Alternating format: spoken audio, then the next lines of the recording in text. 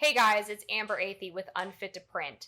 I don't typically like to accuse politicians of tanking the economy on purpose, but it gets a little hard to ignore when Democrats are constantly talking about how the poor economic conditions and particularly rising gas prices are a good opportunity for them to push through their Green New Deal-esque energy policies.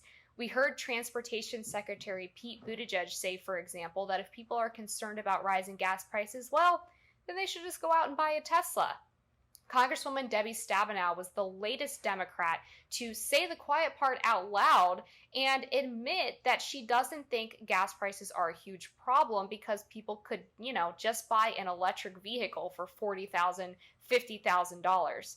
Listen to her talk about how she laughs when she drives by gas stations with $5 a gallon gas prices because she knows that she can just go to an electric charging point.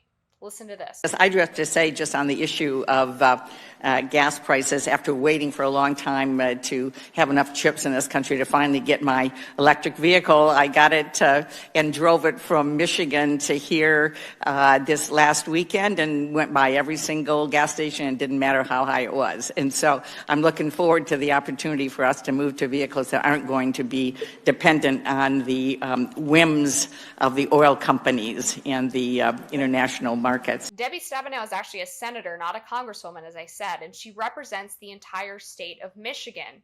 A helpful little factoid for her is that the average cost of an electric vehicle is actually higher than the median income in her state.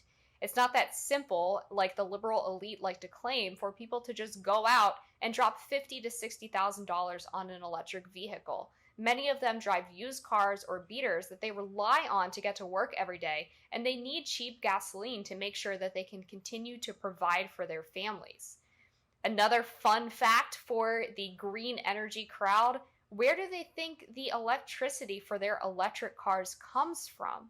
A very illuminating clip from GM came out just this past week that showed the plant managers not really understanding that it does require fossil fuel energy in order to provide those chargers. Watch this clip. What's charging the batteries right now? What's the source of Well, here, it's coming from the building. Lansing feeds power to the building. It would be charging off our grid, which is about 95% coal. Well, it took them a minute to get there, but they did eventually admit that these electric vehicles are in fact charged by coal power. This is the boogeyman of the left. They hate coal, but coal is the most reliable and cheapest form of energy on the entire planet, and it charges their precious little electric vehicles. But the left doesn't care about reliability or cost. They want to make it as painful as possible for people to use gas so that they can continue to push through their progressive plans for an entirely revamped economy based on tenets of the Green New Deal. Even Joe Biden has turned America away from the energy independence it once enjoyed under former President Donald Trump.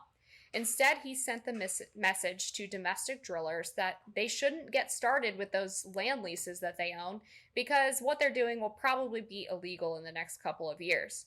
Instead, he goes over to Saudi Arabia and begs these oil barons for more foreign oil imports. There's some serious national security concerns at play here, not to mention the increased cost of importing oil rather than producing it domestically. But again, this is all part of the plan.